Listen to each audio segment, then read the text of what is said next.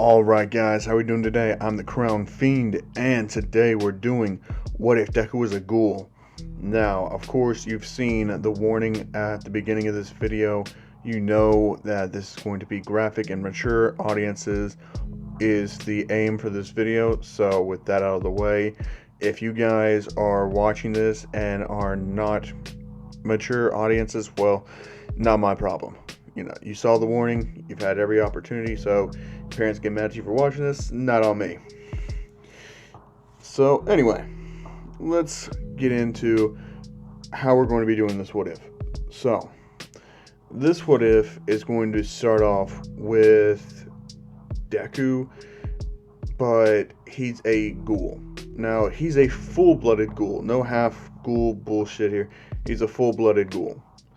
And he's going to be part of the Kirishima bloodline, meaning he's going to hail from Ayato.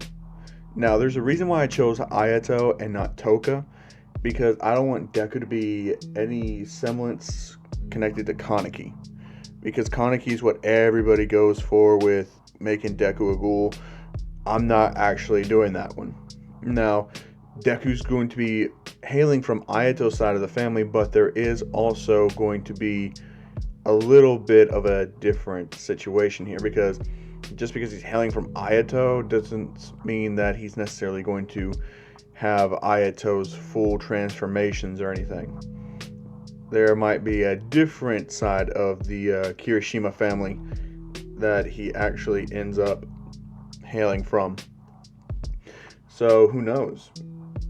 And another thing, Ejiro Kirishima is going to be a ghoul as well, as he will be Deku's cousin. So yeah, because Ejiro Kirishima, I just had to, had to. Now, where we're going to start this off is that, I'm getting ahead of myself real quick. Fair warning right now, nobody is safe in this what if at all. There's going to be a lot of characters I kill off and not a whole lot of characters I spare. So I hope you guys are ready for it. And characters are going to have way different personalities than in canon. If this isn't something you're interested in, then go ahead and leave the video. Because, hey, whatever. And anyway, let's start off. So where we start this off is Deku's born. And he is born to steal Inko and Hisashi Midoriya. Inko is a Kirishima, so yeah, that's why Deku's last name's still going to be Midoriya. And anyway, he still has the full green hair and everything like that. And yeah, pretty much that's Deku. He still looks the same as in canon. So yeah, but he's growing up a lot differently. You see, ghouls don't develop quirks. Since they're biologically different than humans, they don't develop a quirk. While the humans develop their quirks, it was kind of more of a defense mechanism to counter Kagunes. So yes, ghouls will have Kagunes, but humans will have quirks. Now, the CCG is still established, but it's far different, as the head officer of the CCG is Sir Night-Eye. He is the main person that's in charge of everything CCG related, as the CCG has kind of come back to where it kind of was at the beginning of Tokyo Ghoul, which is ghoul extermination. Now, they have the right to choose which ghouls should be executed and which ghouls should live, because with the superhuman society, quirked people who could battle ghouls along with using Quinkes were just superior than the Quink squad. So they voted to get rid of the Quinks squad initiative altogether, and they are treated as ghouls instead. So that's how it happens. Now, every single character from Tokyo Ghoul will not be in this, because this is hailing like decades into the future of that world. So all of them would be dead at this point, or so old that they would be irrelevant. So that's how that's happening. Now, Deku's growing up as he's looking at heroes, as he still wants to become a hero. All Might is one of his favorite heroes. still, because All Might still tries to save people, but it's not with a smile. All Might's a lot different. His personality is a lot darker. He wants to save people as he's just trying to save as many as he can. He often puts himself in situations where he gets hurt a lot, but he still keeps on going.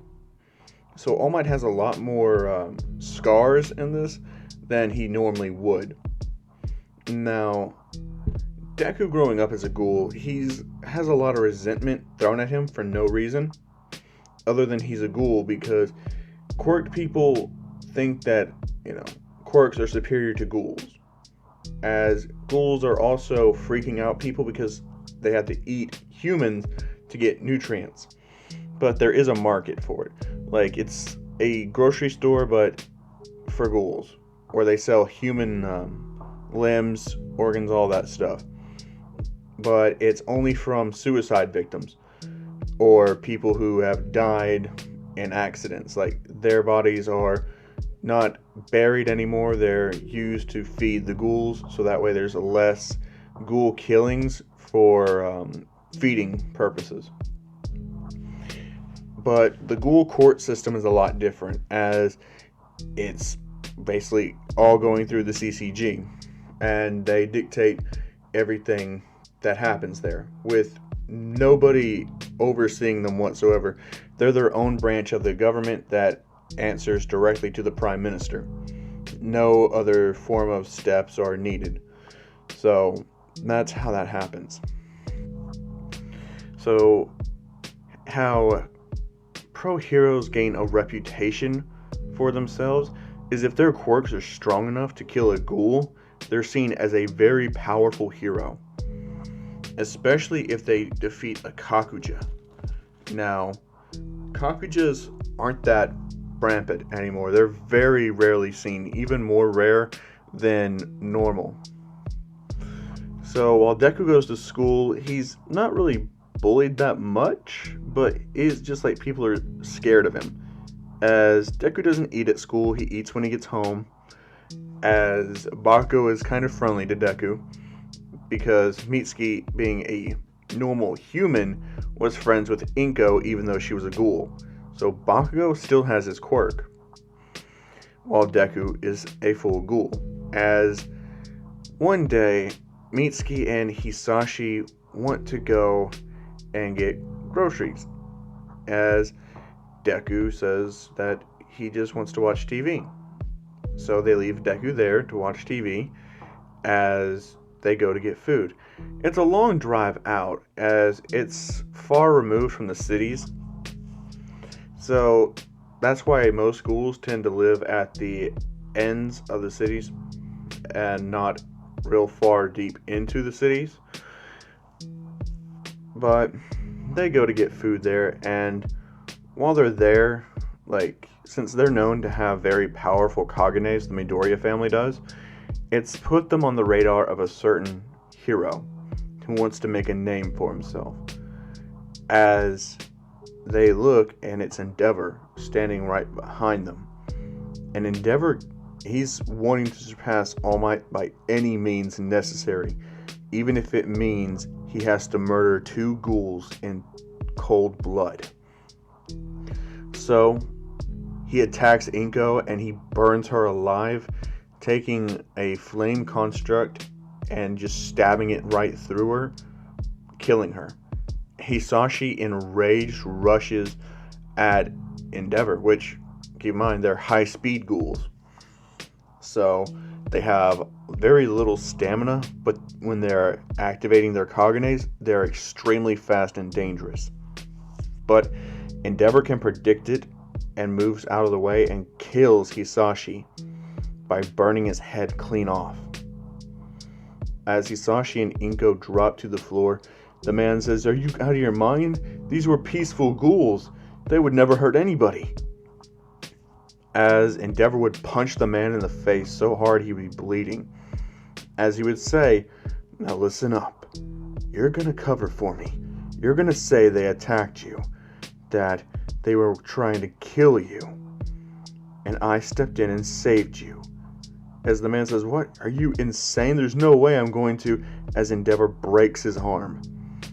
And Endeavor says, how much pain you go through for agreeing to this, that's on you. As the man would realize, Endeavor would put him in a full body cast to where he couldn't even speak if he didn't go along with it, and still use him. So the man decided that he would go along with Endeavor's plan. So with a broken leg and a busted up face, the guy waits for the police to get there as they call in the CCG. Now the police are removed from the investigation as the CCG gets there. And Night Eye, who is very interested in this particular case since it involves a pro hero, would come there directly, as he would look at Endeavor and take a statement, as he would also take a statement from the other guy. So Night Eye would write it off as a ghoul attack. Even though he knew Endeavor was lying, Night Eye doesn't care, because he hates ghouls, as that's something he learned from All Might.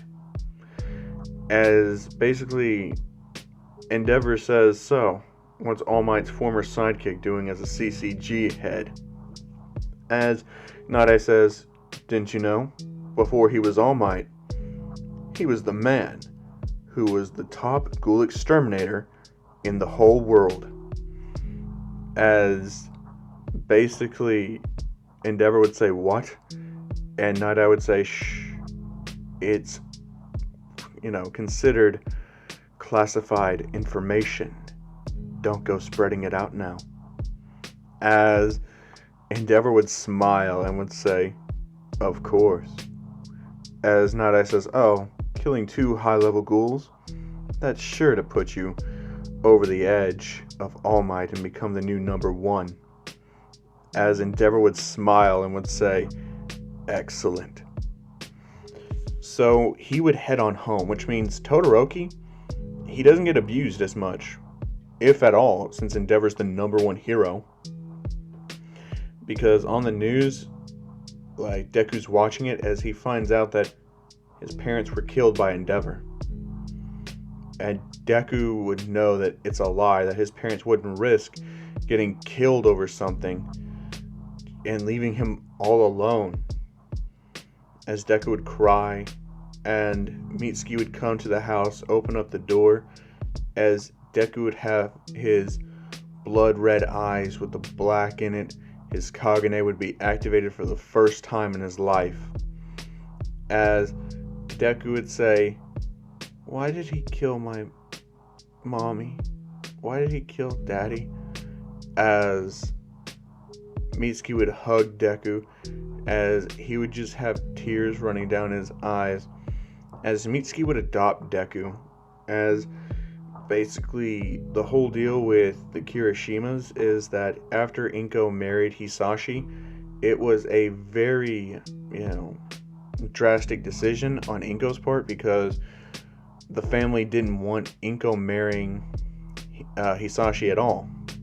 They wanted her to marry someone of higher status, but Hisashi was the one that Inko fell in love with, so that meant that they cut off all ties with Inko after she married Hisashi. They saw it as a betrayal of their trust in Inko. Her brother, Kirishima's father, would have just hated Inko for betraying the family like that and wouldn't tell Kirishima anything about her, not even that he has a cousin. But when he saw the news, he would be crying profusely, as Kirishima would be kind of confused, as that's when he would tell Kirishima that he has a cousin out there and he has lost his aunt and uncle. They were killed by Endeavor. As Kirishima would say, but why? And he would say, wrong place, wrong time. Heroes are going to try to kill you all your life because you're a ghoul, because you're naturally stronger than a normal human, and it frightens them because we have to eat them in order to gain substance, because we're different. And it's because of all that that they've adopted the mentality that killing one of us is what makes their quirks stronger. As Kirishima would say, I hate that. As basically, Kirishima would actually have a Kagane, kind of like Hinami, because I'm just going to say that Ayato married Hinami, and they had a family together. So this Kirishima actually has the spine type Kagane. So yeah, while Deku has the wings, which are the RC speed type. So that's how that works. Now, how Deku's handling his new life with Mitsuki is very awkward because now he's Bakugo's adopted brother. They share a room and all that, and Bakugo actually gets along with Deku quite nicely. But Deku just depressed because his parents are dead. And he never knows about Kirishima whatsoever, as Deku decides not even to go to his own parents' funeral because he doesn't want to see them like that. After all, it's just an empty coffin. The CCG confiscates all Ghoul remains anyway, so there's no point in going to a funeral, as he would just be looked at with more just hatred in people's eyes and disgust. So he stays and mourns to himself. Now, Mitsuki's actually getting a lot of flack for adopting a ghoul, especially the son of the ghouls that try to attack a shopkeeper that sells them stuff. So Mitsuki's getting a lot of flack, and bringing that home is putting a strain on her marriage because her husband's coming under a lot of flack for allowing Mitsuki to adopt Deku, and that's putting up with a lot of stress on him as he argues with Mitsuki about Deku. He's calling him a bastard, a damn devil's child, someone who never should have been born, someone that just needs to be killed off before something else happens. But Mitsuki has none of it. She would literally just tell her husband that he's sleeping on the couch, as Mitsuki would go out and buy Deku food every day, as just kind of to stock up on it. And while she's gone doing grocery shopping, Bakugo's dad would actually come in there, tell Bakugo to leave the room, shut the door, and just beat Deku. Day in and day out, Deku would get beat by Bakugo's dad viciously, as whenever Bakugo would look, his dad would yell at him saying, "Get out of here, boy!" As Bakugo would be scared to go in the room, but he would be even more scared to open his mouth because his father said if Bakugo ever told them, his mother, that he was beating Deku, that Bakugo would get beat too. So Bakugo keeps his mouth shut, but he still loves his father because when Deku's not home, his father's really nice to him. So he's starting to think that it's just Deku's fault for everything. Why his mom and dad are arguing all the time, it's Deku's fault that he's getting beaten, and it's just Deku's fault that his dad's acting this way. That's Bakugo's mindset. Keep in mind, he's still a small child. He doesn't know any better. But that's the mindset he's developing. As one day, Deku would just be in his room crying, Mitsuki would come in, as she would see Deku just crying right there, as she would see all the bruises he's gotten, as she would just say, "What's happened?" As Deku would tell her what's been going on, she would confront her husband about it, as her husband would just say that it's preposterous, he would never do that to a child. And Mitsuki's conflicted. On one hand, Deku is bruised up and is has all of the markings to prove he's been beaten, as basically her husband has never lied to her before. She knows that he wouldn't actually go that far, in her mind at least. So she just says that she'll be watching everything that happens to Deku very closely from now on. And that pisses her husband off a lot, but he doesn't say anything. Not yet. So, one day, Deku is getting beaten by Bakugo's dad as Mitsuki walks in and catches him just beating Deku. And it's not even with his fist anymore. No, he's taken a full, just like fireplace poker and is beating the fuck out of Deku with it. As Deku's just like crying as Mitsuki would go over there and punch the fuck out of her husband, knocking him to the ground and just beating him just relentlessly, saying, "How could you do this to a child?" As Bakugo's dad would just slap Mitsuki as he would start choking the life out of her, as he would just say that it's his fault. It's his fault that our name's being run through the mud. You adopted this piece of shit who should have died. This is your fault, you useless bitch. As basically Mitsuki would use her quirk on him, as he would just be pushed off, Mitsuki would just tell him to get out, and that she was calling the cops. So the police get there and arrest Bakugo's dad for domestic violence. As Mitsuki stands trial and testifies to everything, as Bakugo's dad is sentenced to jail. And everything gets around that he's the guy that beat his wife and child, as the prisoners think that it's time to issue some prison justice. So one day while Bakugo's dad is going to get his lunch, he's in line as he's shanked and just held there and is constantly being shanked by other prisoners, and he bleeds out and dies in jail.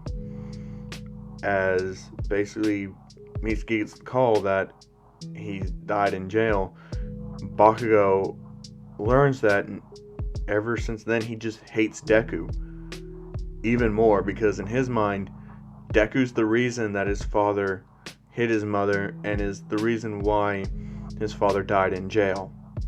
He's blaming everything on Deku.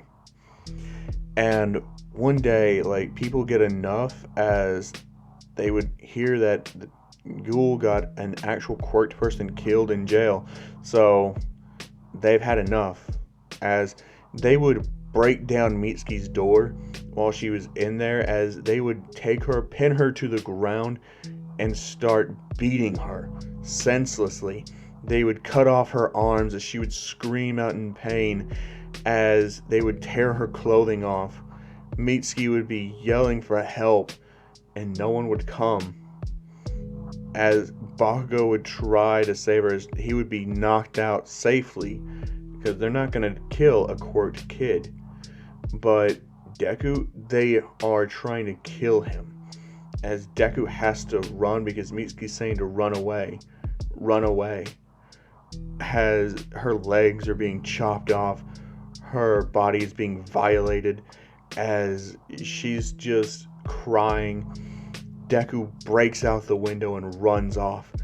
As people finish what they were doing to Mitsuki, violating her, raping her, they finish dislimbing her, as they also cut her torso in half.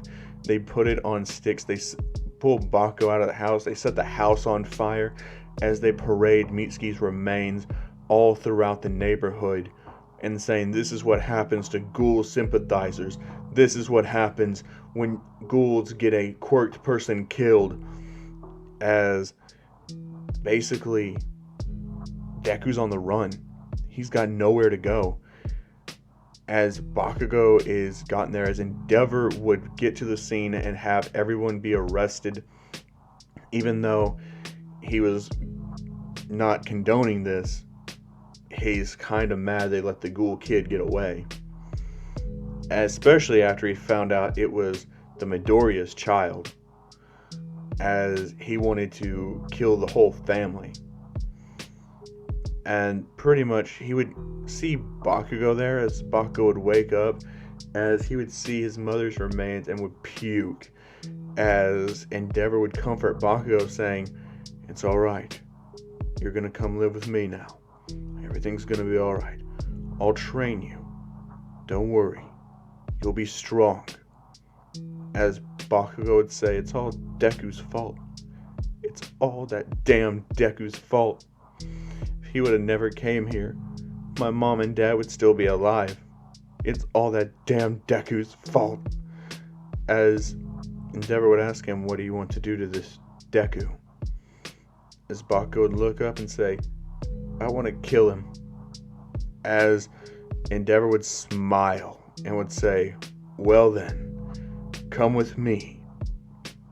As pretty much Bakugo would say, "Okay." As Bakugo would go to live with the Todoroki family. But he would keep his name as Katsuki Bakugo. But everyone would know him as the adopted son of Endeavor. Meaning that Bakugo would actually be the one training under Endeavor, not Shoto. Which means Rei wouldn't actually go crazy because Endeavor's got what he wanted. He's the number one hero. He has another child who has a spark of hatred in him. He would be a much better father. But he would be teaching Bakugo the ways on how to kill a ghoul.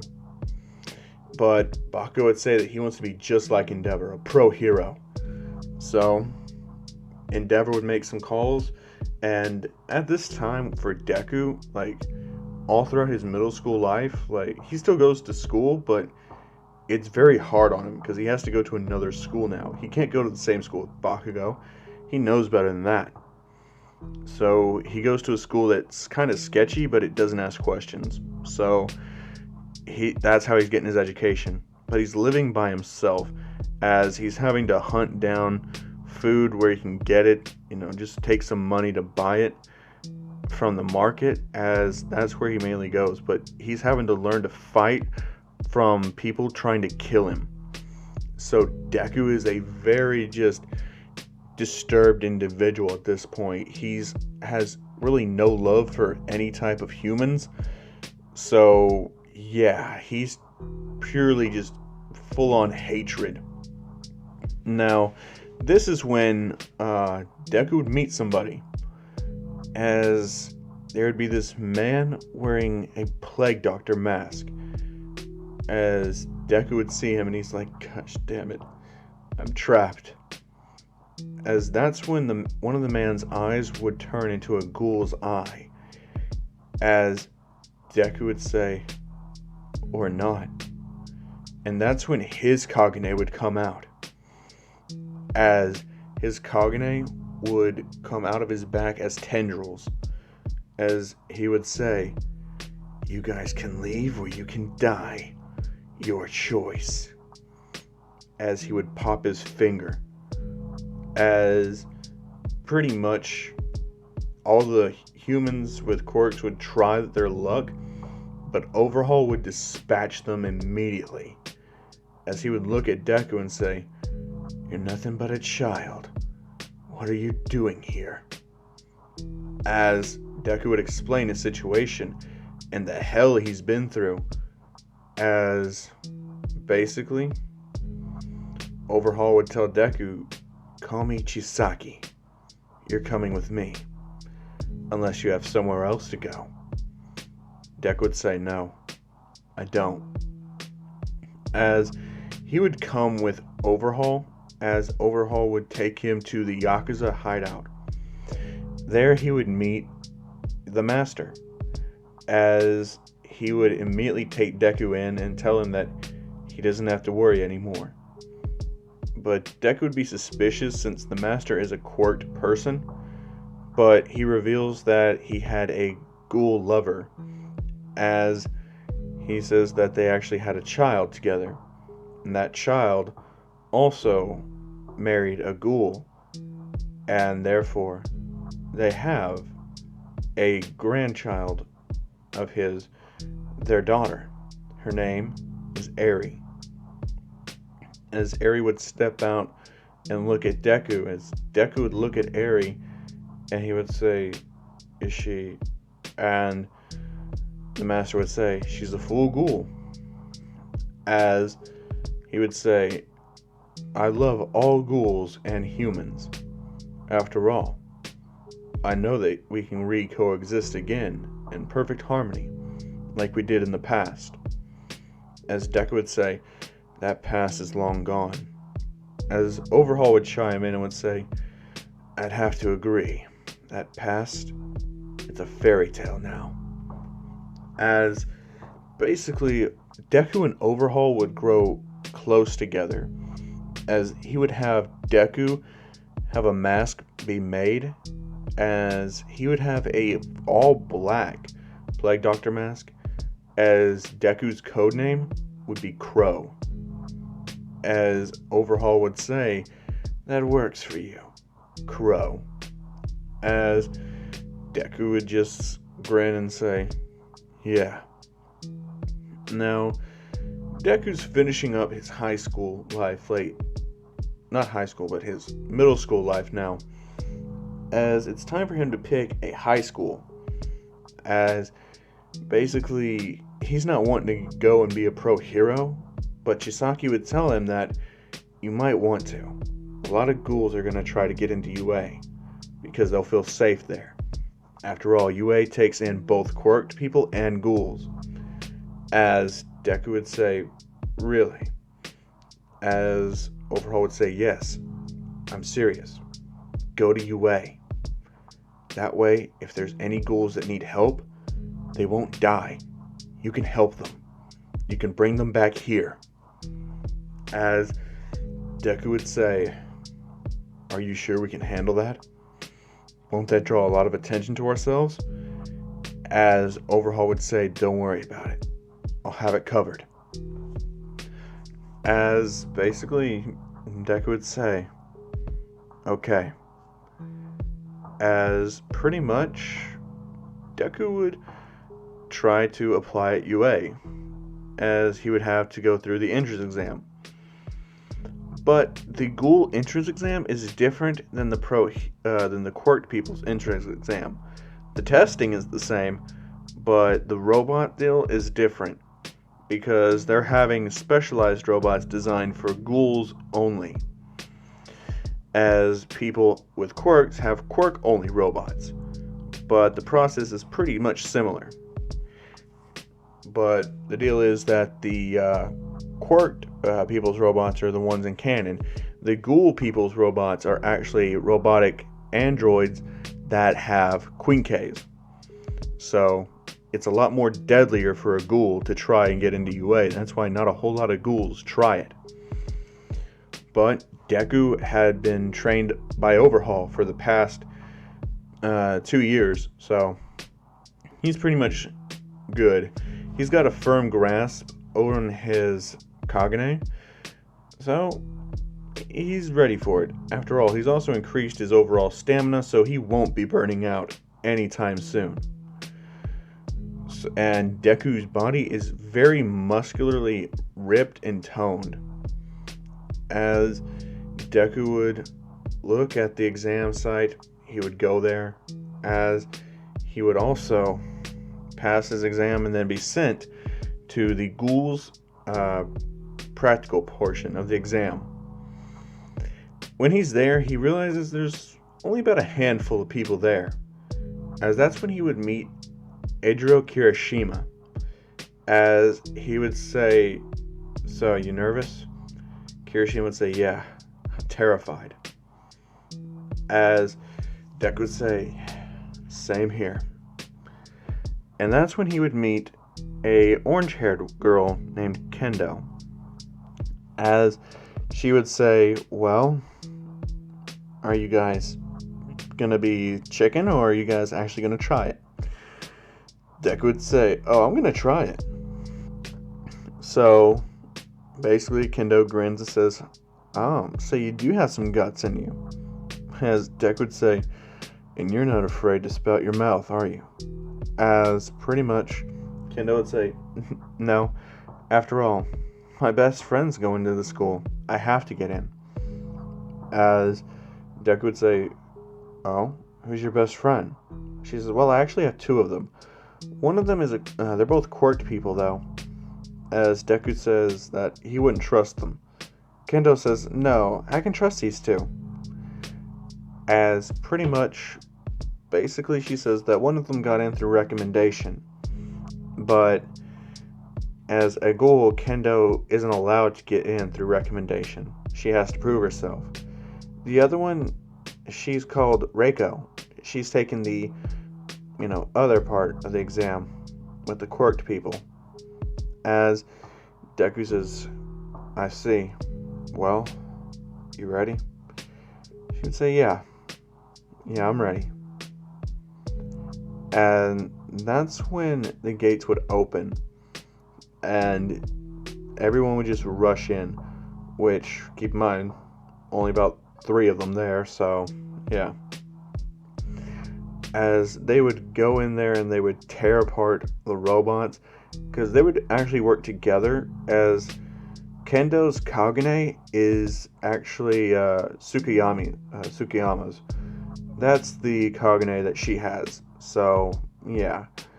As everyone would look and see that they're a different type than each other. As Deku just blitzes across the field, doing a lot of damage quickly. As Kendo would cover for Kirishima, and Kirishima would cover for Kendo, and Deku would cover for both of them. As his martial arts skills would also help him out with his Kagane.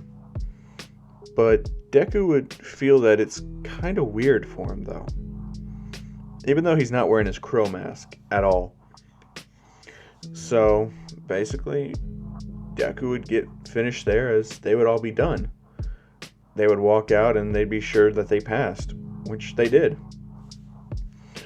So, they would all tell each other they would meet up with each other on the first day of school. As they would all go their separate ways. Deku would go back to Chisaki and say that was way too close for comfort, but he's pretty sure he got in. Chisaki would say, you meet any other ghouls? Deku says, yeah, 2. As he would say, oh, tell me their names. As he would say, alright, one is Eijiro Kirishima. The other one, his name is Kendo. As he would say, okay, well, we'll look out for those 2. As Deku would say, yeah, of course. So, he would wait. As he would get his acceptance letter, as it would tell him he's in class 1B. As there's way more quirked people that they're prioritizing for class 1A. So, Deku would say, alright, that's fair. So, Deku would go to school. He would wait at the entrance for Kirishima and Kendo, as they would walk together throughout the first year building, as they would notice that Deku and Kendo are in the same class, but, Kirishima's in class 1A. And he would say, I wonder if I'm the only ghoul in there. As Deku would say, well, we could always eat lunch on the roof together. As Kirishima would say, yeah, let's do that. So, first day of school, what happened for Deku, he would meet his teacher, Vlad, as he would also be introduced to Reiko, Kendo's best friend, as Deku would actually make friends with another ghoul boy that's in their class named Monoma, as Monoma would not be as, flamboyant or talking down to people as he is in canon, as he would understand what it means for a ghoul to get in here, as he was the only one from his group of ghouls that passed, as he would have seen that some of the other ghouls actually lost some body parts. As Deku would say, that's disturbing. This school's just a sick joke. As Reiko would say that she's really sorry for how they're being treated, but she'll try to help them out the best she can. As Kendo would hug Reiko and Reiko would hug Kendo. The two would be like sisters, but Kendo would want to see Momo. So Vlad would tell them they're going to do a quirk assessment, but it's going to be later on in the day. First, they're going to go through orientation, and they're going to get through introductions. By that time, Class 1A should be done with theirs, and they'll move on. So, During the whole orientation thing, Deku's kind of just zoning out. He's got his hood up as he's just listening to music. He doesn't really care to be there. As honestly, at that point, Vlad is actually called out, and Vlad walks out of the room to the principal's office. And the person that has to look over his class is All Might.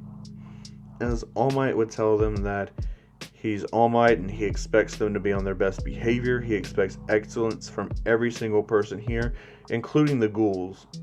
As Deku would already know about All Might's secret past, but he doesn't want to bring it up here. So Deku just says that he wants to talk to All Might in private. As All Might would say, that's fine. So All Might and Deku would exit the classroom and talk in the hallway in private. As Deku would ask him, why does he act like he cares about ghouls? In his youth, he surely didn't have a problem butchering them.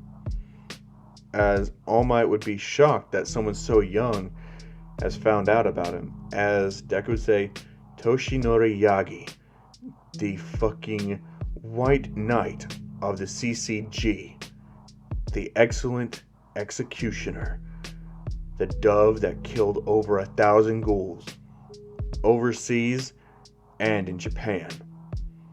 As All Might would say, I know that you must hate me.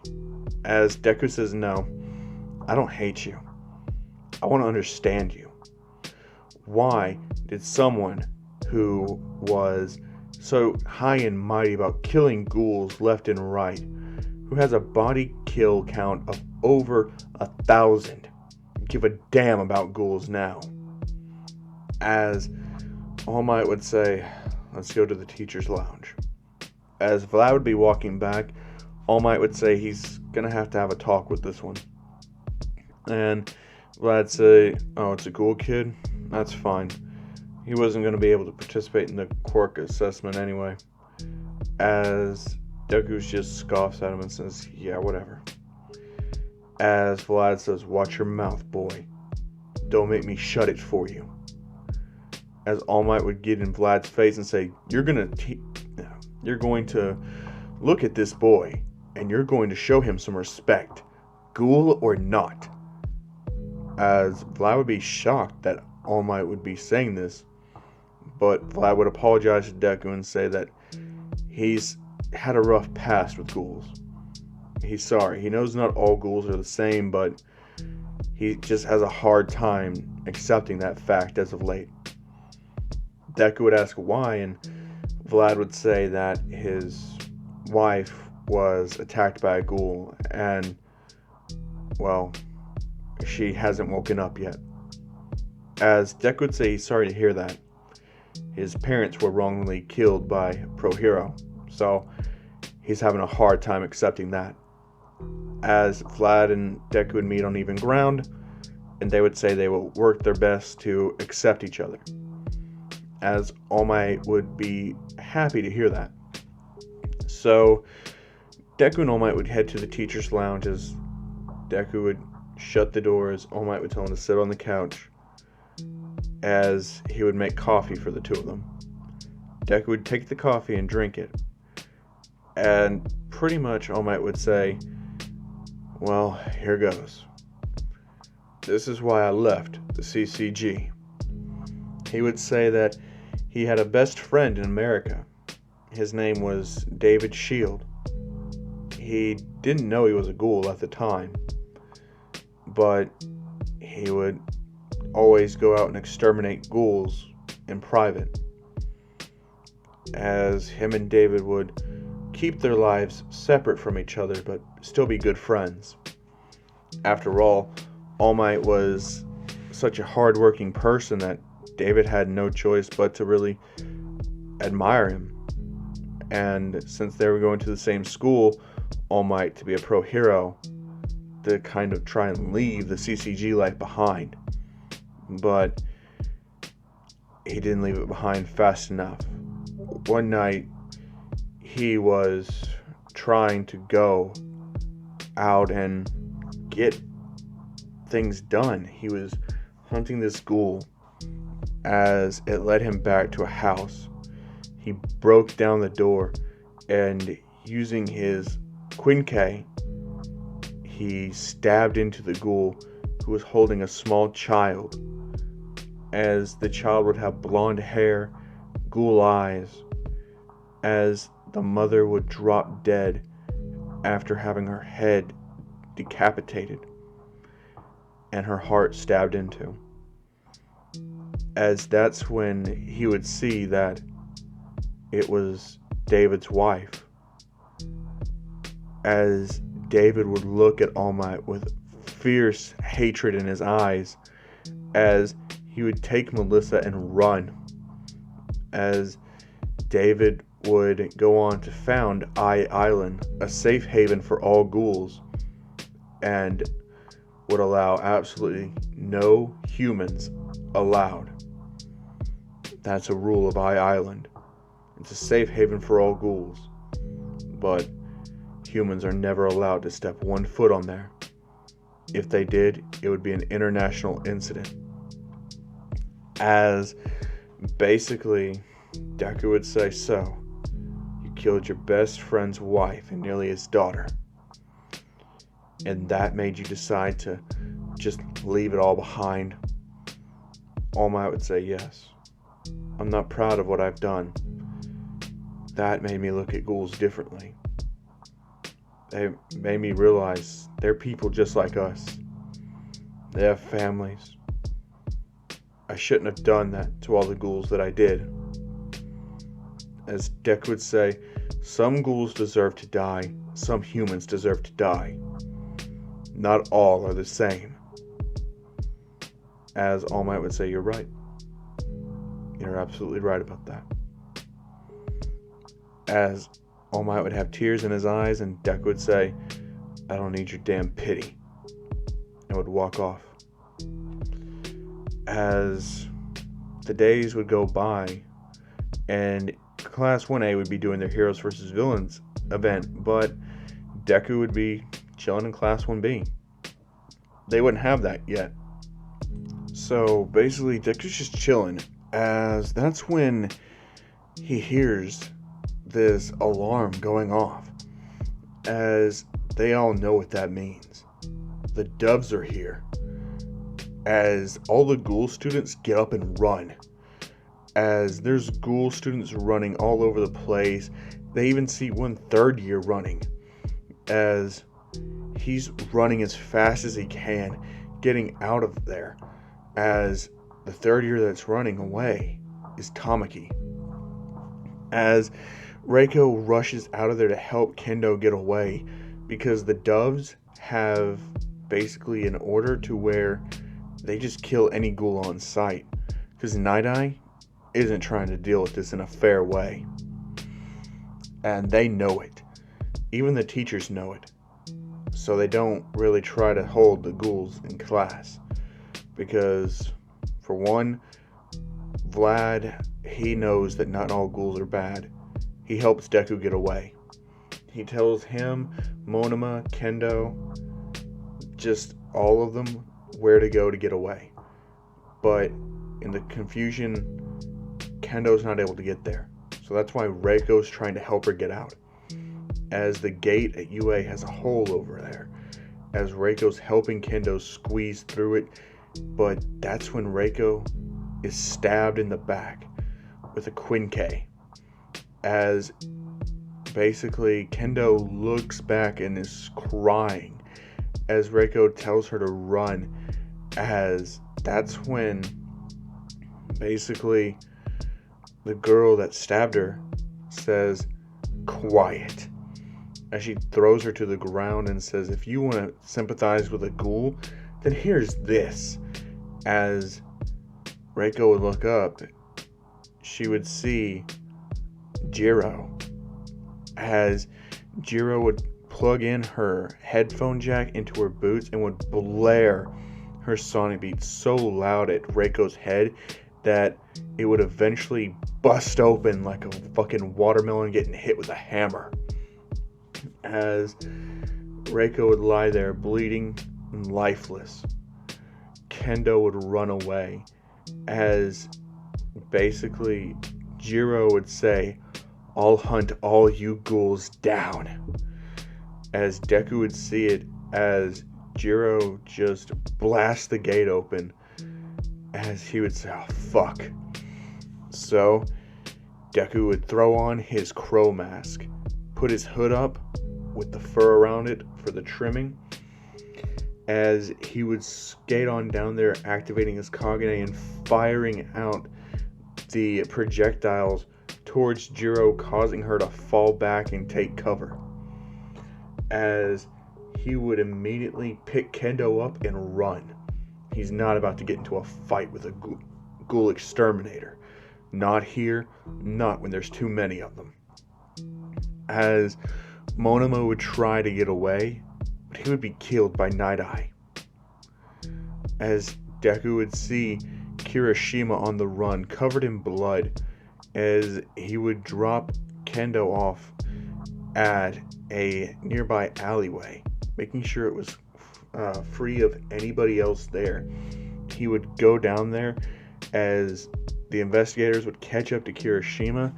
He would activate his Kagane, but before he could even fight, Deku would rain down with the spikes from his Kagane, killing them all. As he would take Kirishima's hand and tell him to come with him, he would pick Kendo back up and they would run. Deku would escort them back to Overhaul's base as they would go underground, 30 feet below ground, and would immediately return to where Overhaul is. As Chisaki would see Deku and the other two, he would say, oh no, what happened?" As basically Deku said, "I don't know. Those suddenly showed up at the school. They were out to kill us all." As Kendo would say that, she saw her best friend die, a non-quirked person, be killed because she helped her. As Deku would say, "Who was that bitch?" As Kirishima would say, "Probably Jiro." As Deku would say, "What happened, Kirishima? You seem to know a lot more than the rest of us." Kirishima said, "Yeah, it happened because of me." As he would go on to explain what happened. At the Heroes vs. Villain event, Kirishima would have been teamed up with Tokiyami, as he would have tried to fight against Jiro and Kaminari, as Kaminari would have zapped him with lightning, as basically Kirishima got worked up. His Kagane would have flared up to defend him, but he couldn't control it fully. He was in a state of rage, and he killed Kaminari.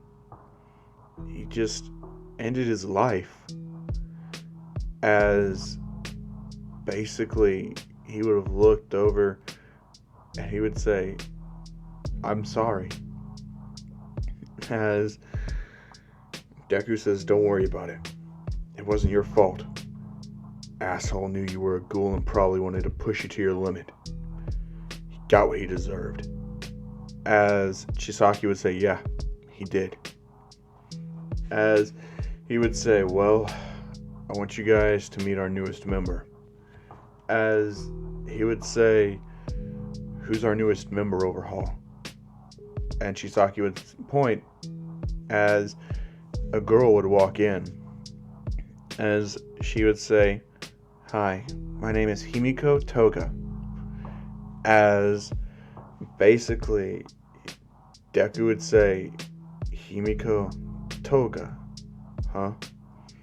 She would say, "I'm a half ghoul." As basically Deku would say, "Who is your father?" As she would say, "Oh, you know him." Deku said, "I do." She would say, "Yeah, his name's Uta." As Deku would say, "Old man Uta is your father?" She said, "Yeah, he died today." As Deku said, Uta's dead. Toga would say, yeah. So I had nowhere to go. Chisaki offered me a place here. And I'll be your mask maker. As Deku says, alright, we need to fit these two with masks. The doves know their faces, so. As basically Kirishima, he would get a mask made that's kind of just a full face mask in a kind of style of a crying face, kind of like the tragedy face from Comedy and Tragedy. That'd be Kirishima's face mask. As for Kendo, she would actually have a visor type mask, kind of like Hinami had. So that would be their mask. Now, Kirishima, he would be called Tragedy. That would be his Ghoul code name. Now, Kendo, since she has that kind of half mask, she would actually be called the Butcher, as her Kagane is more of a sword-like type of Kagane anyway, so yeah, she's actually known as the Butcher. Deku would be called Crow, as of course that being demonstrated by his mask. But he would actually upgrade it. He would have his mask looking exactly like Yomo's was. So that would be his mask, but he would still be called Crow. That way he's not directly copying Chisaki. But Eri would actually run over there and would hug Deku, saying, "You're back, you're back." Deku would have a very close bond with Eri, as he would call her his younger sister. As Harry would be so happy that Deku's back, but she knew why he was back and she got sad. She said, "Does that mean you're not going to be a hero anymore?" As Deku say, "Afraid not." As basically back at the CCG headquarters, Night Eye had recruited 2 more people. He recruited one Kyota Jiro. Another one would be Tokoyami, as those 2 would be his new trainees. 2 people that he took a huge interest in. So he would start training them. As Mirio would walk up in there as well, as he would say, "Sir." As Night Eye would look around and he would say, "Yes, Mirio." As he would say, "All Might's here to see you." As Night Eye would say, "Send him in." He would tell those 2 to sit down over there. As Night Eye would stand by the window as All Might would enter. As he would say, "Yes, All Might, what is it that you want? What does the number 2 hero want with me?" All Might would say, "Drop the high and mighty act, you self-righteous son of a bitch." Night Eye would say, "Oh? And why is that? How am I a self-righteous son of a bitch?" As basically All Might would say, "Those kids you butchered. Why?" As Night Eye would say, "They were Ghoul sympathizers. Ghouls are dangerous monsters that need to be eradicated." All Might would say, "That's not true, damn it. I was there. I saw what happened. It was an accident." As Jiro would say, "Accident? Accidents like that shouldn't have even happened." As All Might would say, "Wasn't it true Kaminari was intentionally trying to piss him off?" As Jiro would say, "Yes, but he shouldn't have been killed for it." As Tokoyami would say, "He went too far. He needs to pay. He just doesn't get a free pass." As All Might would say, "How? How can you guys think like this? Don't you understand how much pain he must have been in?" As Jiro says, "I don't give a fuck how much pain he's in. He's a ghoul. He needs to die." As All Might would look at Night Eye and say, What are you doing to tempering their hate? Nothing. You're egging them on, giving them more, putting fuel on the fire. This is eventually going to lead to a lot of people's deaths, Night Eye. Mark my words. As Night Eye would look at him and would calmly say, I have no intention of stopping this. After all, you started this, All Might. Why should I stop it? As All Might would say, that was another lifetime. Don't you dare go there with me. As Night Eye would say, go where?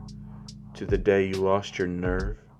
To the day where you found that it was too hard to kill your best friend, his little girl? After all, you did kill his wife. And because of your weakness, the ghouls now have an island to themselves where not even I can reach them. Eye Island. And what happens if the ghouls here flee to Eye Island? What then, huh? Are you just going to let them go? Would that be the right thing to do? What about the ghouls that are here?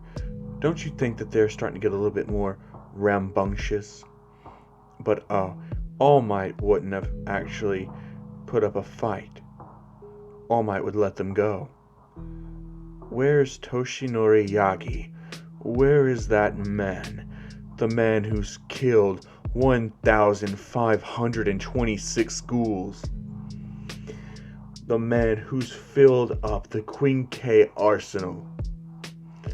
Where is that man? Huh? Is he dead? Did All Might kill him? Or is he just being too much of a pussy? A little bit of a bitch? As All Might would say, that's enough! As he would grab Night Eye by the throat.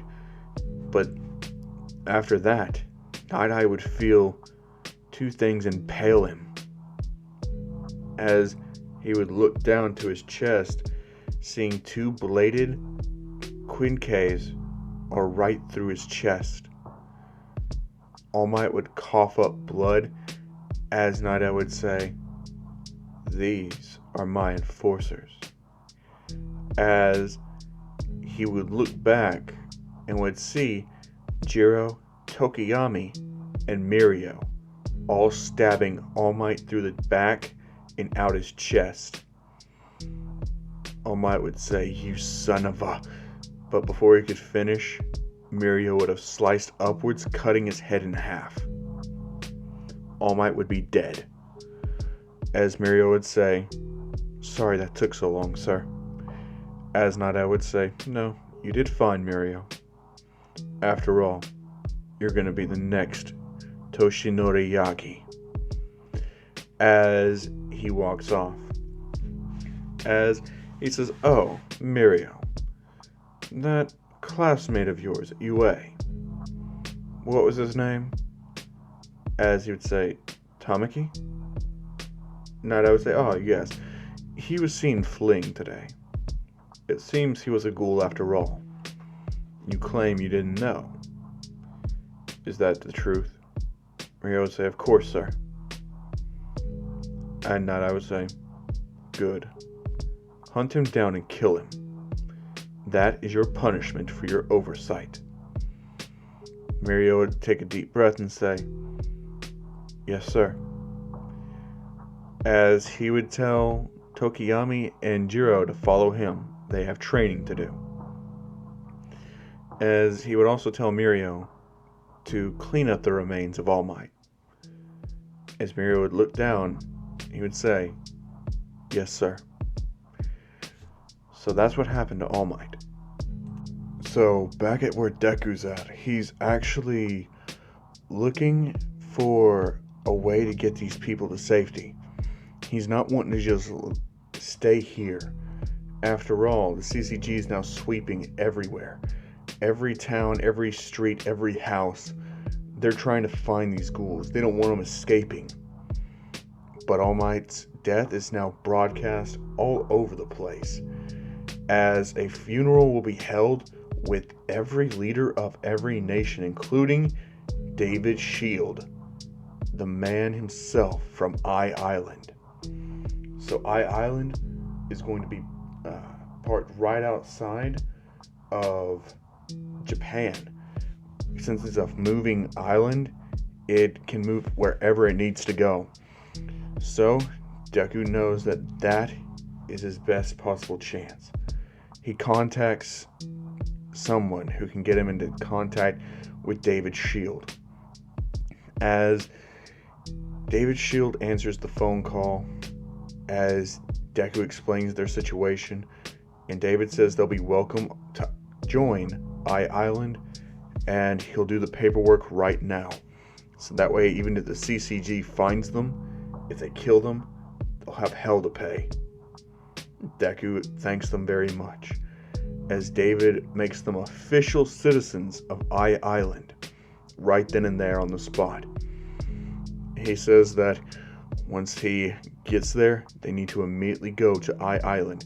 He tells them when he'll be arriving and what port date. So, Chisaki, Eri, Deku, and pretty much Toga, Kirishima, and Kendo all load up their stuff, as the rest of them aren't going. They're going to give them some time, so they're going to be buying time for the rest of them to escape. But before they can go, the CCG bursts in through the house and starts a raid. Someone tipped them off, as Deku says, "We gotta run now." As they try to run, but Eri's not all that fast, and Night Eye's right on their trail. He's killing every single one. Mirio's down there slashing through them as well. And that's when someone breaks down through the street and enters the building. As Deku would look back, as he would see him, as he would say, "I'm here to help you guys out." As Deku says, "No fucking way. It's the owl." As basically the owl would reveal himself to be Tamaki. He would say that he wasn't able to save Monoma. That's one of the things he'll regret, not saving a young ghoul who needs help. He's sorry he wasn't able to save your friend, Reiko. As he tells that to Kendo. As Kendo has tears just filling up her eyes, she says, "It's okay." But Tamaki is then swarmed by Mirio and Night Eye together, as Tamaki's being overwhelmed, but he's still fighting. As Night Eye realizes they're going to need more speed and strength, so he says, "It's a bit ancient technology, but it should work." As he takes off his white jacket, as Mirio does the same, as they push something on the back of their neck saying, "Arata, eat away." As their Kakuja Queen K would start enveloping them and would instantly just increase their speed and strength, as Tamaki would be overwhelmed in an instant, as he would say, "No, I'm not going to be able to buy enough time." As Jiro rushes past them, as Eri trips and falls, Deku rushes over there to her, but he doesn't make it in time. Eri is killed by Jiro, as Jiro takes Eri's body that just got cut in half. Deku goes ballistic. He bites down onto Jiro as he tears a piece of her flesh out of her body. Jiro cries out in pain. Other CCG members start storming him, trying to overtake Deku as he's moving around, darting fast. He's confined to this little tiny hell box. As Chisaki steps up with his Kagane, he's enraged. This little girl he considered to be his daughter died. He's pissed and he wants their blood. So he starts tearing into them as Deku starts killing him, as Jiro falls back, retreating. Deku and Overhaul tear into the CCG members so badly it starts to rain down blood as Deku's tearing them apart, eating their bodies. Kirishima does the same as he's trying to protect as many people as he can, but they're starting to get overwhelmed. More and more people are pouring in. Tamaki's can't buy any more time. Basically, Mirio cuts off his head as Tamaki falls to the ground dead. As Night Eye rushes over there, cutting off the Queen Case of Overhaul and Deku, forcing a retreat. As Deku tries to escape, as Chisaki throws Deku up out of the hole made in the ceiling, as he then battles Overhaul and Night Eye. Now Night Eye's faster, but his Arita causes a moment of hesitation where Overhaul kicks him away as far as possible and jumps up out of the hole, grabbing Kendo and Kirishima as well and disappearing. As Night Eye would say, "Damn it! We let them escape." As the member would ID Eri by her fingerprints as it would come up in the registry, Island citizen. Night Eye's eyes would go wide as he's just like, "Oh shit, we just started a war." And then he would smile and would say, "Perfect." Knowing that David Shield was going to be in town, what better way to assassinate the top man of Island himself? And an evil grin would overcome Night Eye. As news about this would go all throughout the world, one hero in particular would come on TV. The first and only Ghoul hero, Uwambi. As she would tell people that ghouls deserve to be treated with respect and don't need to just be treated as the enemy all the time. It's not going to help anyone. All it's going to cause is more senseless bloodshed and violence. As basically everyone would think about this, the ghouls would praise Uwambi. Some humans would as well, but other humans wouldn't. They would say, "Off with her head." As Endeavor would come online, as he would take Bakugo with him. As Bakugo would say, "Not all ghouls are like that. Some ghouls cause problems. When humans take them in, getting your mothers killed, your fathers killed in jail. People are cruel, savage, but it's all the ghouls' fault. If they didn't exist, then the world would be at peace." As Bakugo would retale his childhood to them, and public opinion would sway at Bakugo's favor, and all the ghouls would start to go into hiding. All Might's funeral would arrive, as David would exit off the island, as he would tell that Chisaki, Deku, Kendo, and Kirishima need to get onto the boat. He would say, "Wait a minute, where's the little girl?" Deku would have this tears in his eyes saying, "She didn't make it." David would say, "They'll answer for this. I'll have their heads," as he storms off the island with his bodyguards. As Night Eye would be there to greet David at the funeral proceedings, as Night Eye would tell David that he would like him to come to his office after this. They have a lot to discuss, as David says, "I won't be going to your office at all. Do I look stupid enough to fall into a fucking trap like that?" As Night Eye would say, "I assure you it's no trap. One of my men accidentally killed one of your citizens, a little girl." As David would say, "You know damn well that was no accident. Fuck. All Might must have trained you well, didn't he?" As Night Eye would say, "Yes, he did. Before I had him killed." As David would say, "What?" As Night Eye would say, "He attacked me. So, he was killed." David would say, "You heartless bastard. Don't worry, I'll have your head for this, Night Eye. As Melissa would meet Deku, as she would say, please come this way. We can get you guys medical treatment. As they would start being, medically treated, as Chisaki would collapse from fatigue because he was the sole person protecting everyone.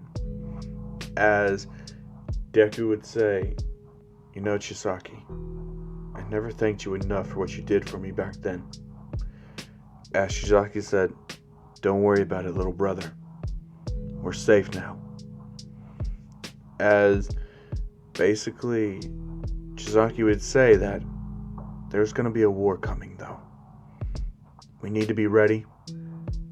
And first and foremost, I'm killing that bastard. As Deku would say, which one? As Chisaki would say, Night Eye. He's mine. Deku would say, then I get Mirio.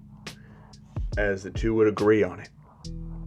Now, Kirishima's parents wouldn't be able to reach Island because of two people in particular.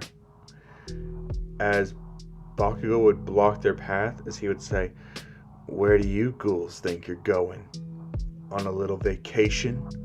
Sorry, but that's not gonna happen. As Endeavor would tell Bakugo to go ahead. As Bakugo would barge into their home, as he would use his explosion quirk to blast holes into the Kirishima family, killing them. As Bakugo would walk out covered in blood and would tell Endeavor, it's done. As the neighborhood would tell a story that Endeavor forced them to say, which would be that, the ghouls attacked young Bakugo and he killed both of them. So, that would be on the news, interrupting All Might's funeral. Kirishima would look in utter horror as he would say, they're not coming, are they? As Kendo would get a phone call, as it would be Momo. As she would answer the phone, and Momo would say, I'm sorry I had to come to this, but if I see you, I'm going to kill you. As Kendo would say, what do you mean? As Momo would say, did you really think I'd forgive you for getting Reiko killed? Just because you were born a ghoul. As Kendo would say, is that why you stopped hanging out with me when we were little? Is it because I was a ghoul? As Momo would say, of course it was. Did you really think I would be friends with a freak like you? I was only there for Reiko, and you got her killed. I'm going to kill you, and I'm going to make you suffer. Slowly and painfully. Goodbye, Kendo. As Momo would hang up the phone, Kendo would be heartbroken. As she would fall to the ground, as Deku would go over there and comfort her. As Toga would be the last one to make it to the island. As Kirishima would greet her and take her to the hospital. As he would say, what took her so long? Toga said that she had to go get all the mask making stuff from Uta's place. So that way they wouldn't have it. As Deku says, alright, everyone's here now. As the gates to Island would shut, sealing them in, and keeping everyone else out. As Kirishima would be crying his eyes out as Toga would go over there, and she would comfort him. She would ask what happened. Kirishima would say that his parents are dead. As Kirishima says, at least I still got some family close by. As Deku would say, oh, who's that? Kirishima would say, you're my family. You're all I got left, man. As Deku would say, what are you talking about? Kirishima would explain everything to Deku. As Deku would say, so we're cousins. Wow, I'm glad I got some family. The two would hug, and Kendo would hug Deku as Toga would hug Kirishima. As Kendo would know what it's like to be betrayed by people, and Kendo would know what it's like to lose somebody. So, yeah, Deku and Kendo have a very close bond. Alright, sorry about that, but you guys probably won't know anything different because I'll have edited that part out. So, yeah. Anyways, don't remember where I was at, but we're just going to jump into All Might's funeral. So, yeah, sorry about this, but here we go. As All Might's funeral would be taking place, Night Eye would be positioned in the front row where he could easily get up there and make a signal to the snipers he has positioned everywhere around All Might's funeral to kill David's shield. As David would get up there to say a few words about All Might and their time that they spent together, as that's when All Might would make the signal. As David would be shot dead, completely killed by sniper rifles, 50 caliber rifles, 6 shots all at once, all hit David. He's dead. He's looking more like Swiss cheese than anything. So, with that on the news, everyone at Island immediately departs, not even waiting anymore. They all leave, as Deku realizes that there's one thing that could turn the tide of battle, but they just declared war on Island. As Melissa would be in tears, but she'd be strong. She would be 18 and be the new leader of Island. She would say that they've declared war. They will go out and be prepared to initiate the war, but they won't strike first. As she would call Chisaki in and tell him that she's not a very good leader. She needs someone who can actually push these people in times of war. She's making Chisaki her general, and he's going to be in charge of getting everybody ready for war. So, Deku actually gets ready for war his own way by actually committing cannibalism. He's trying to become a Kakuja, because to him, he needs to become one. He needs to become stronger. He needs the power to end this war that they just started. But with the war started, Japan passes a law. Any and all ghouls are to be exterminated.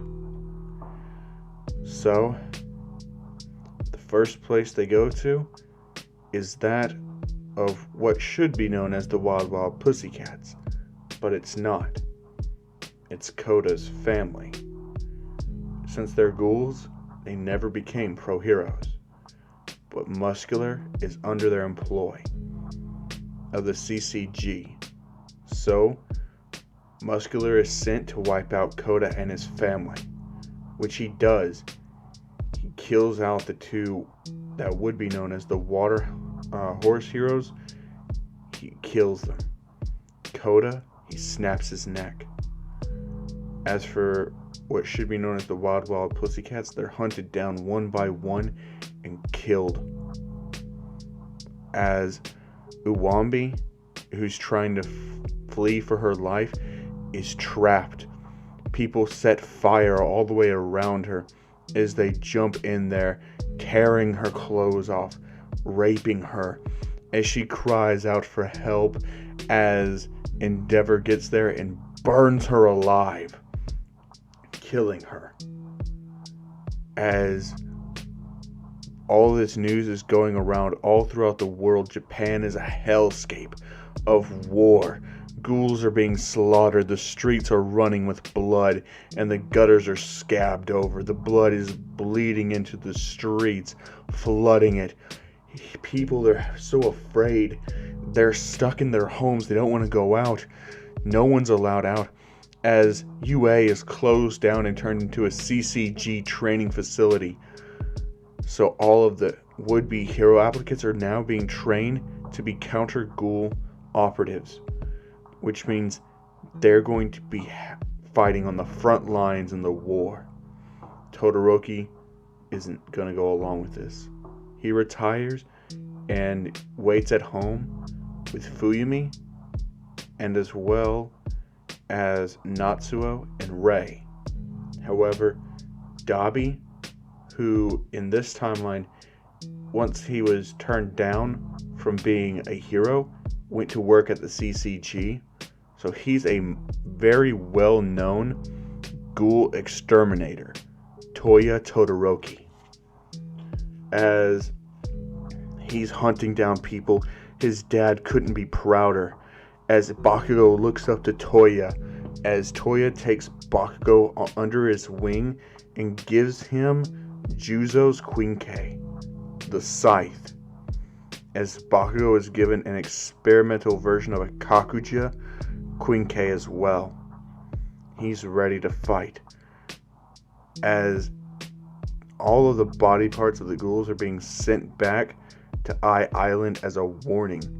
But Deku's not taking that as a warning.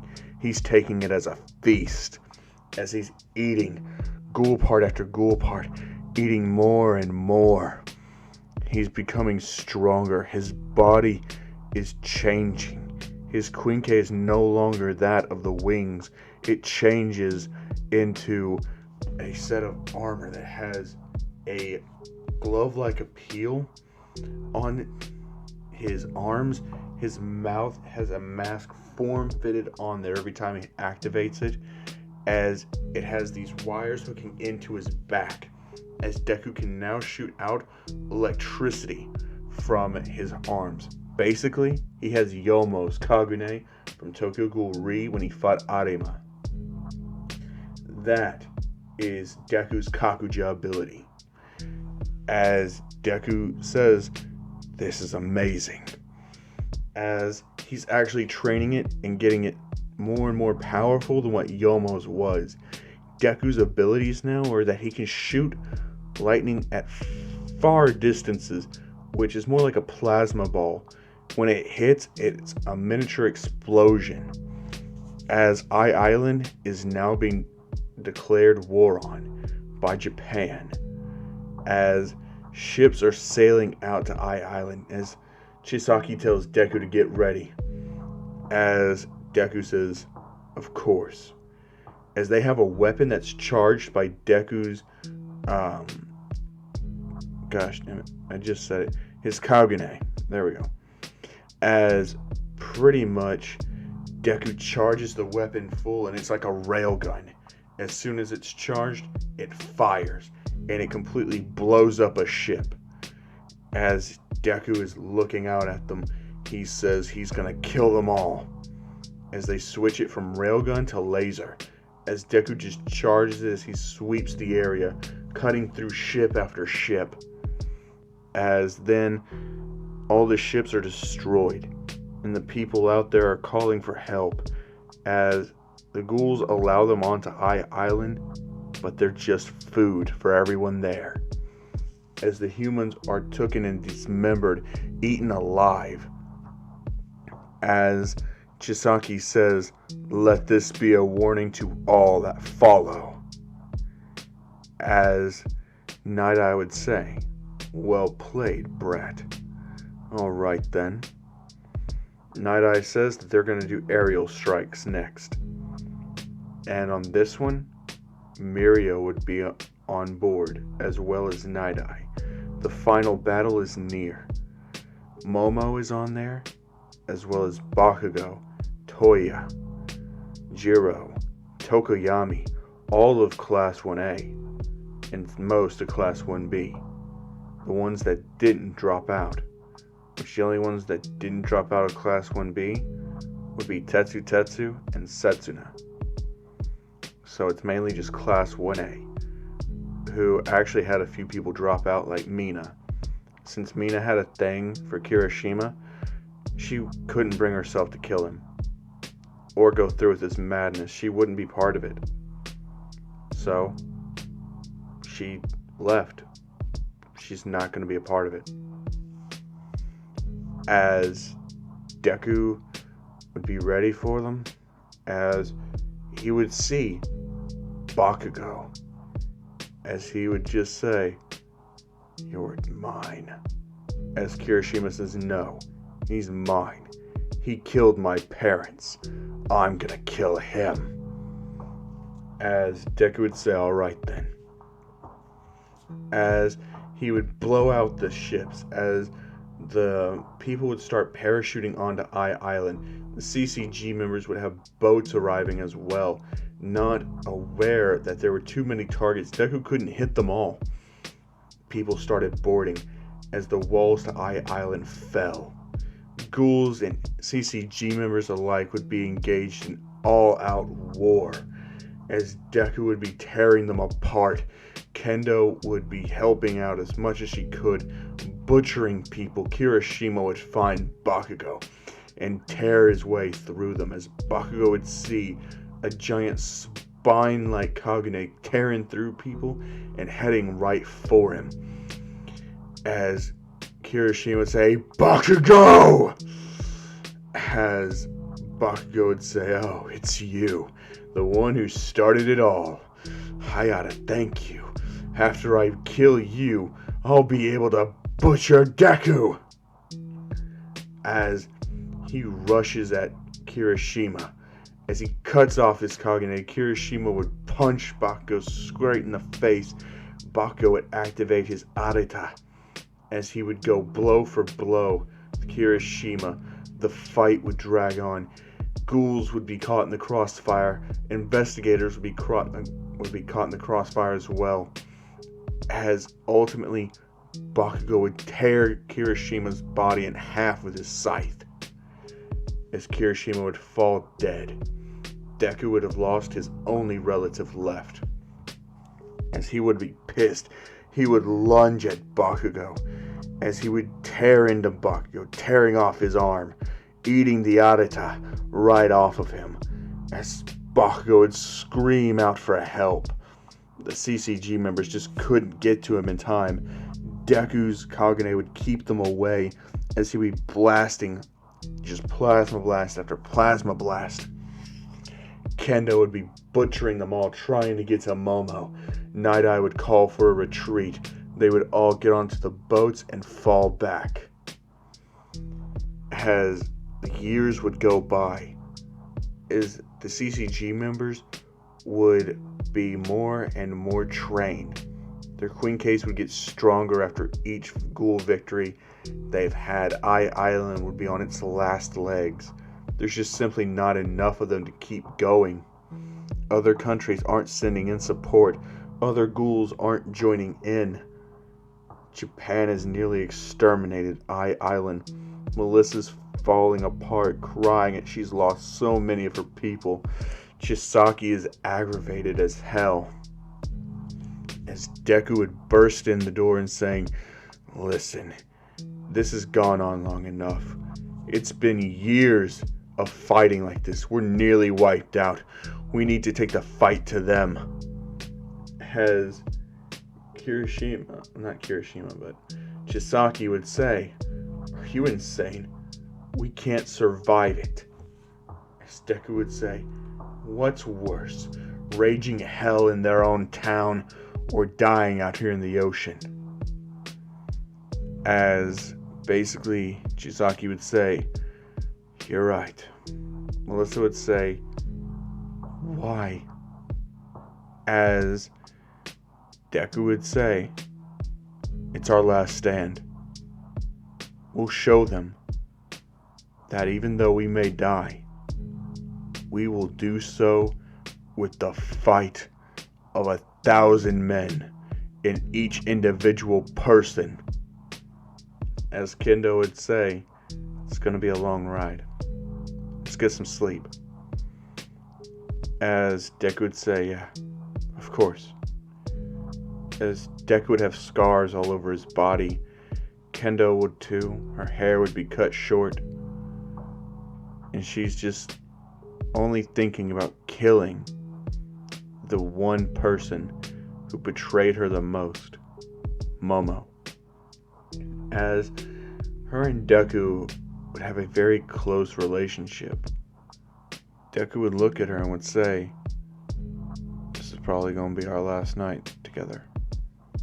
As Kendo would say, yeah, it will be. As Kendo would tell Deku that she has something to tell him, Deku would say, what?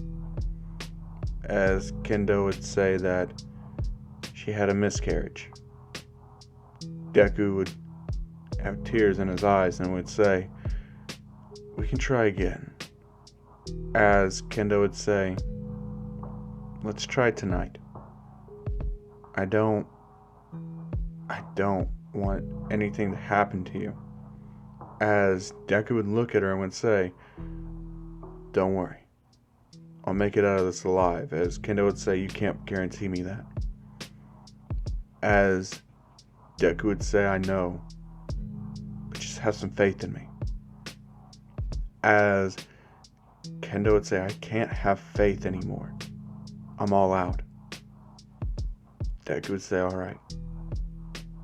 As he would kiss Kendo, the two of them would fall onto the bed as Deku would spread Kendo's legs, as Kendo would take off Deku's shirt as she would say, one last time, before the end of the world. Deku says, it won't be the end of the world if we die. And Kendo would say, the end of our world. Deku would say, one last time, before the end of our world. As Kendo would kiss Deku, as Deku would kiss her back, Deku would put himself inside of Kendo as the two would share passionate love with each other, as Kendo would tell Deku that she's glad that they're together, as Deku would say that he's glad too. And the two would actually get married that night, with a celebration being held to boost morale, as Deku would bite down on Kendo's body hard enough to where the mark would never go away. Kendo would do the same to Deku, as the two of them would say that this is it. It's all or nothing. As Deku would hold a toast and say, to the last night of our lives, before the end of our world. As everyone would say, before the end of our world. As Chisaki and Melissa would actually have a moment together, with Melissa being about 21 in this now, because it's been about 3 or 4 years, as that's how long the fighting's been going on.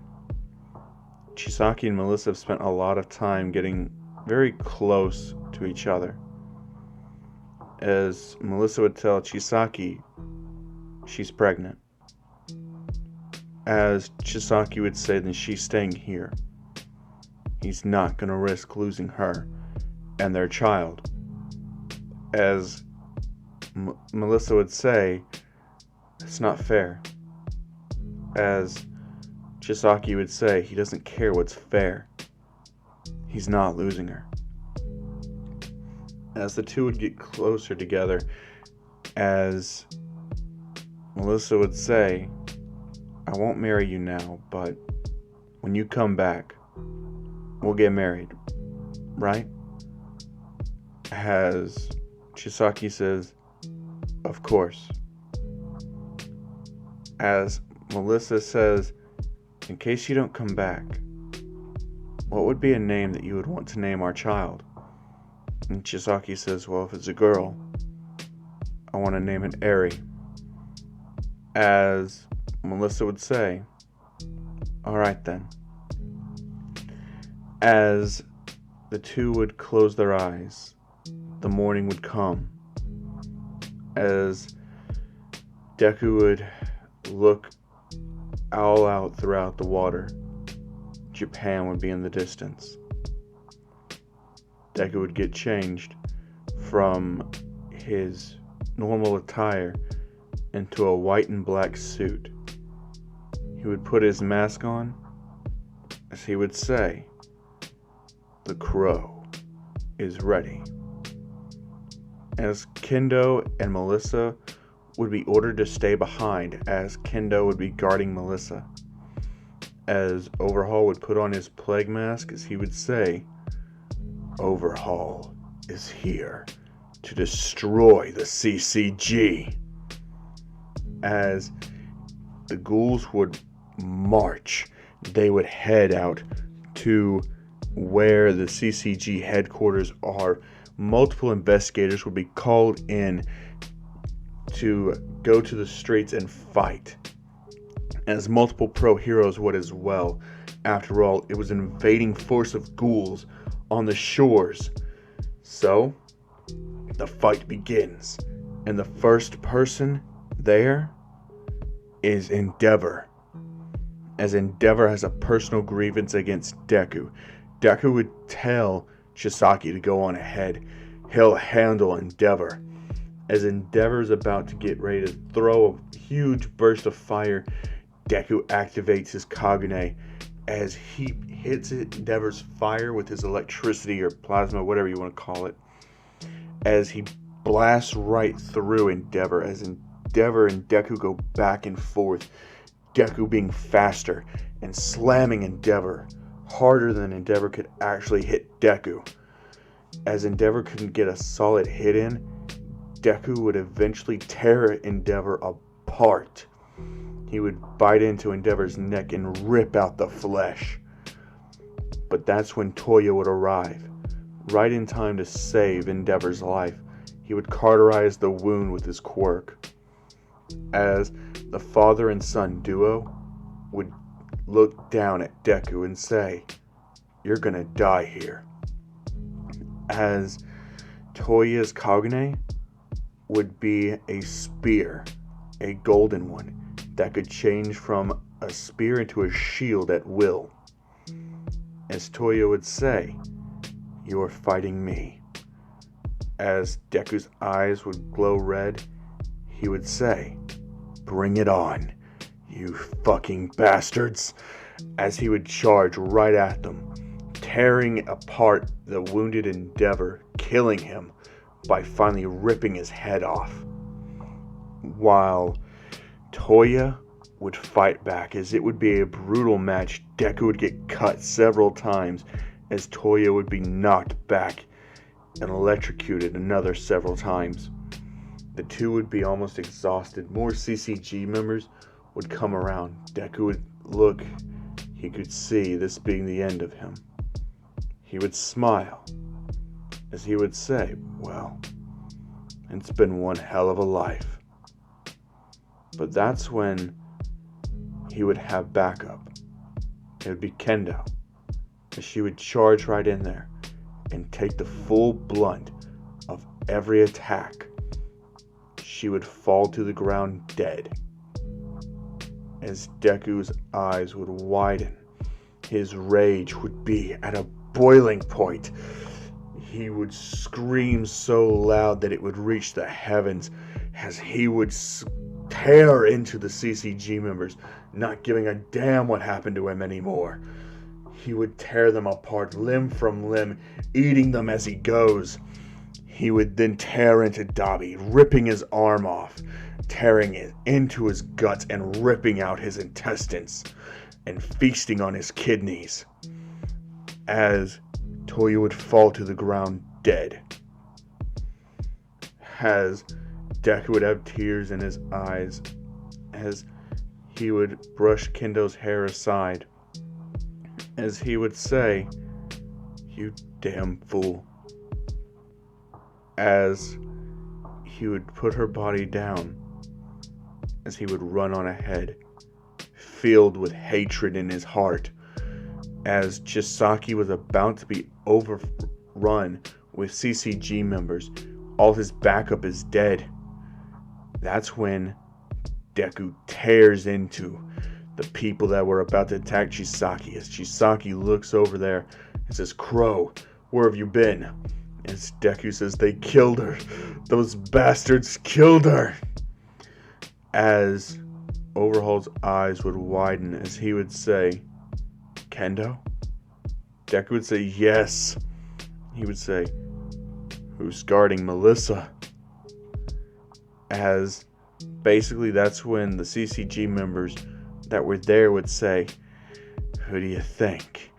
Night Eye's there, along with Mirio. There's no one at headquarters for you to kill. The CCG did a fake on you." As Deku would stomp their head into the ground. As he would say, "Damn it!" Overhaul would run back as he would say, "Melissa, no." As he would rush towards there, trying his best to get there.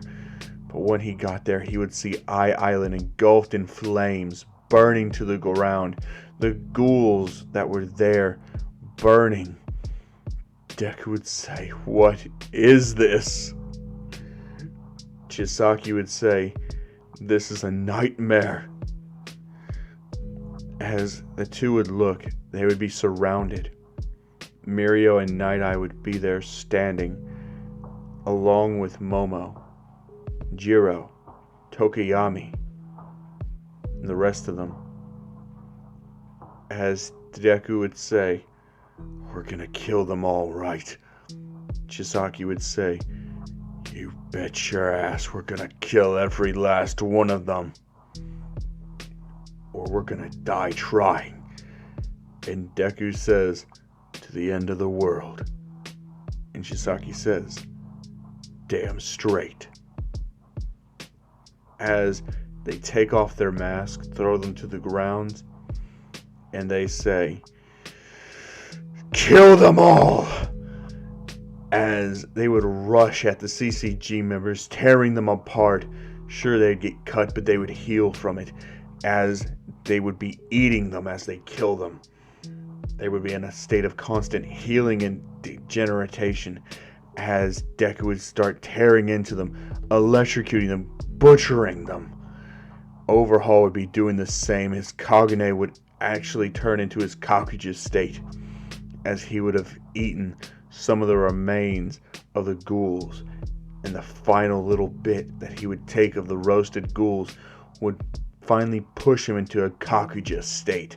He would be a centipede, tearing into them, as he would just start going berserk, as Deku would as well, the rage fueling them, tearing apart limb from limb, butchering everyone that got in their way. Deku would take Momo, tear off her arms, and rip her heart out of her chest before taking her head and splitting it in half.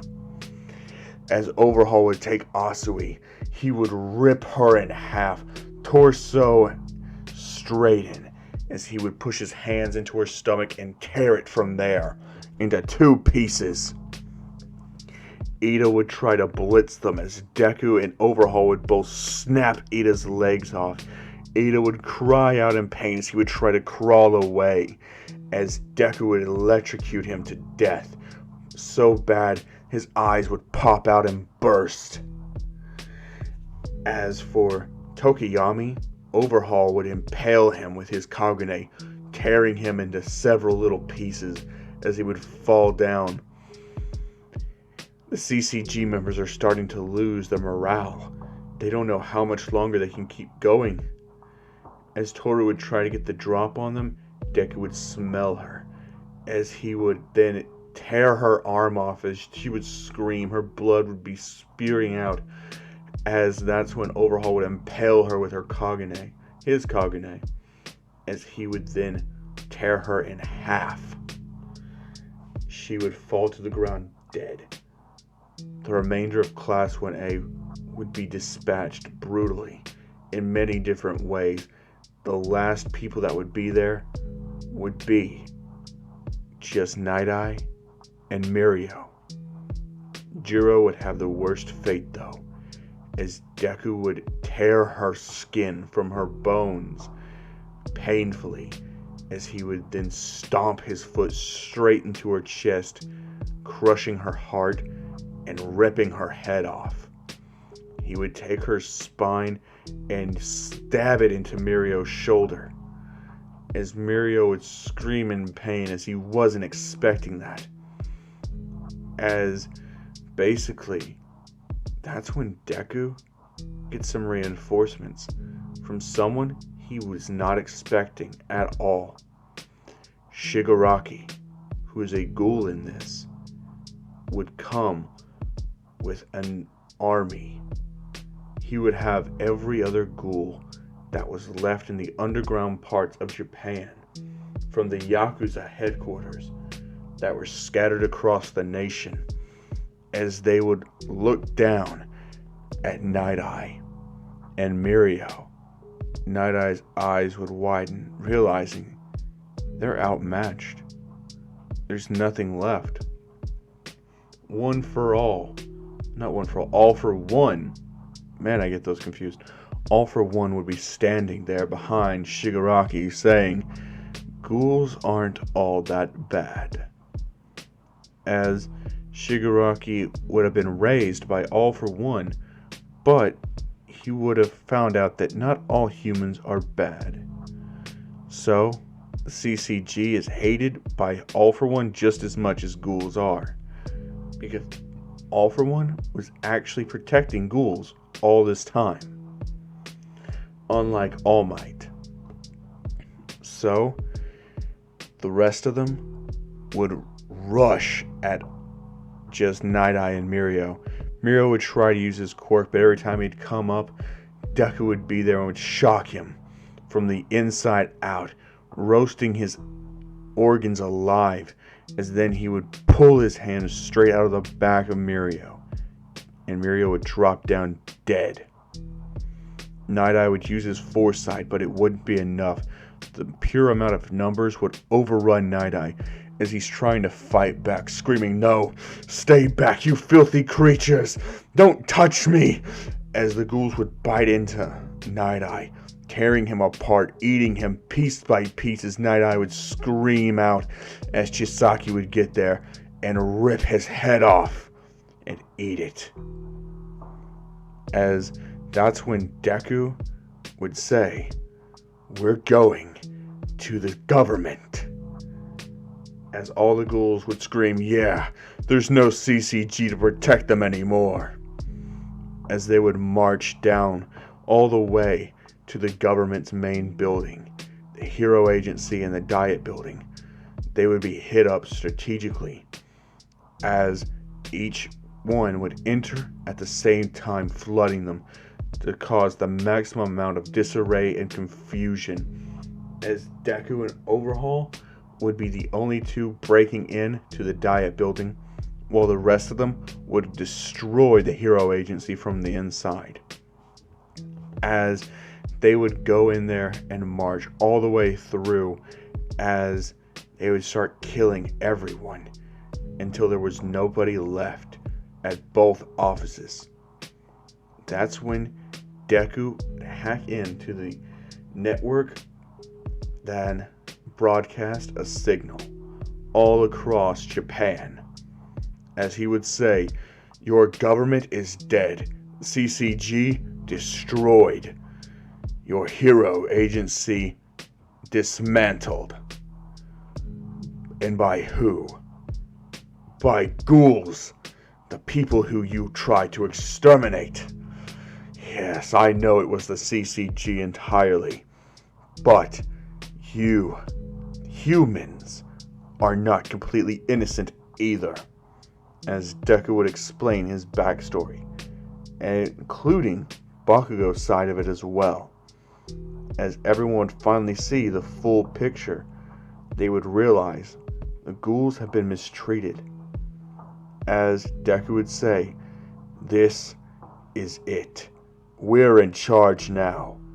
All you quirked people, now you're second rate. And this is your only chance.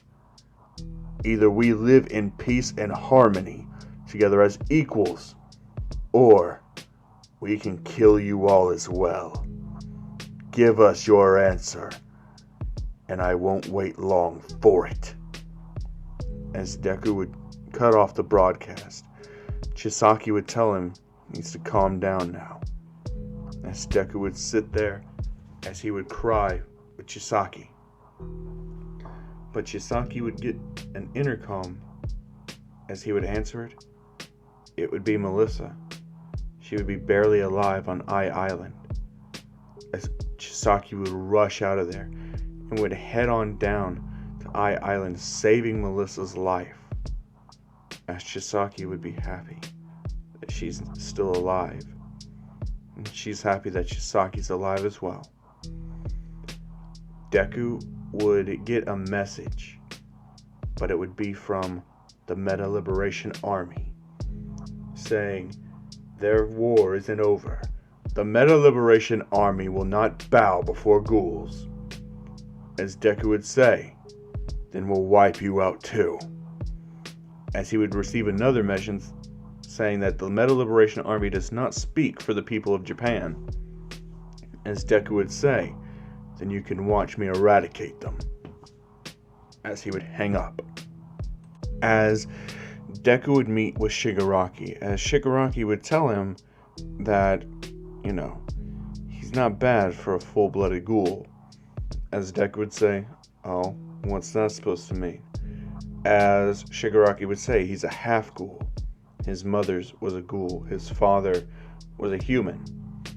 As he would also say, his grandmother was one of All Might's predecessors. As Deku would say, "My, how the changes have happened." As Shigaraki would say, "Yeah, had to kill my dad though. He was beating me too much." As pretty much Toga would comfort Shigaraki, being one of the only last surviving ghouls along with Melissa. Well, Toga and Shigaraki would actually hit it off. Their relationship would actually kind of start at that point. The Meta Liberation Army would be outside as Deku would jump down there to fight them. He would tear through Redestro, killing him rather easily. Since they don't have Quinkes, there's not too much to them besides their quirks. As the rest of the ghouls would go down there, even though there would be casualties on the ghouls' side, they would ultimately wipe out the Meta Liberation Army. Chisaki wouldn't fight though, as he would be too busy tending to Melissa. All for One would actually decide to make Deku and Shigaraki the new leaders of the country. As Overhaul would be fine with that as well, but Shigaraki and Deku would say no. They need someone with experience. As they would say that Chisaki should become the new leader. Deku would be the one who would be the enforcer. So a new government order would be established.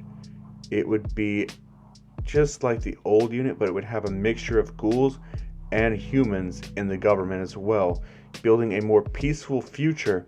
The CCG would be completely dismantled and would never again be used in Japan, as Deku would be part of the new government, but only as far as to be the general of all military.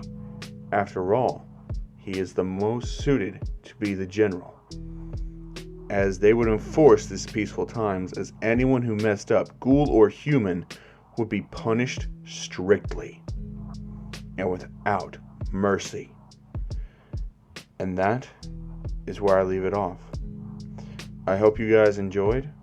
As always, I have been the Emperor, Crown Fiend. Like, comment, subscribe, and click that notification bell so you never miss an upload. And honestly, I hope you guys have enjoyed this, and for those of you who have made it this far, I want you guys to tell me which one would you want to see next, either the final of Magneto, final of Goblin, or final of Kaiju. Let me know now, because I'm going to be finishing those off and not starting another new one unless I hit 7K. So yeah, alright, I've been the Crown Fiend. Peace.